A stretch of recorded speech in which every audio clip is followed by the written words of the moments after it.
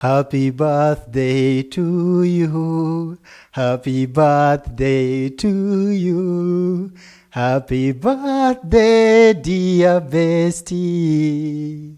Happy birthday to you. It's me, boy VJ Scarrett.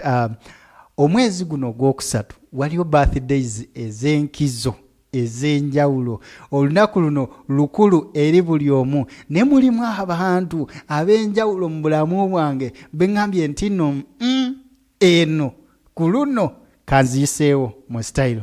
Ate ng'era nga w'omanyi ninamu babesiti bemmanyi ng'ekikwata ku Joshike kimukwatako, ekisanyusa Joshike kimusanyusa, ekinyiiza Joshike osege Joshike wawulya nga yandyagadde akwateko mu nsawo awe ekirabo butuufu nga nabo kibakwatako. Kati bannange mugenda kuwa ebirabo. Actually guno mwezi tulina birthdays eziwerako. Waliwo birthday ya patana munnange muganda wange mulimu Vigestivo nga 8 osegera ayina ekirabo kye ku lwa Vigestivo. Ng'oli Vigestivo besti osobola okimpeereza nkubiraako nkuteeke ku record ate era nja kukituusaayo.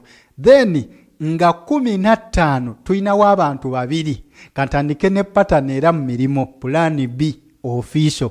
Plan B nga 15 gwokusatu guno naye birthday ye, ekirabo kye kimpeereze nja kimutuusaako nkubiraako esimu kuse ku record. Kati ate nga 15 olunaku lwe lumu ne mami Sylvia Nabukeera naye birthday ono yasooka okungulira keeki mu bulamu ennene omwaka oguwedde nga lumu ogw'omusanvu.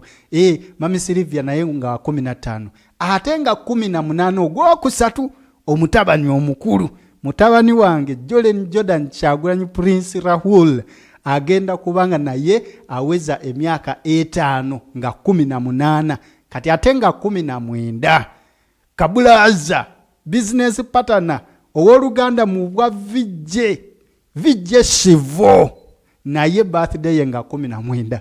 Kati bannange ayina ekirabo ky'abantu abo nga oli Vijje Joshike Besti omu ku gwosiimye gwe gwoba okola ki kimpeereze ngenda kubanga nkimutuusaako straight away ne report nja kuba kugibawa. Joshike Salongo, happy birthday to you.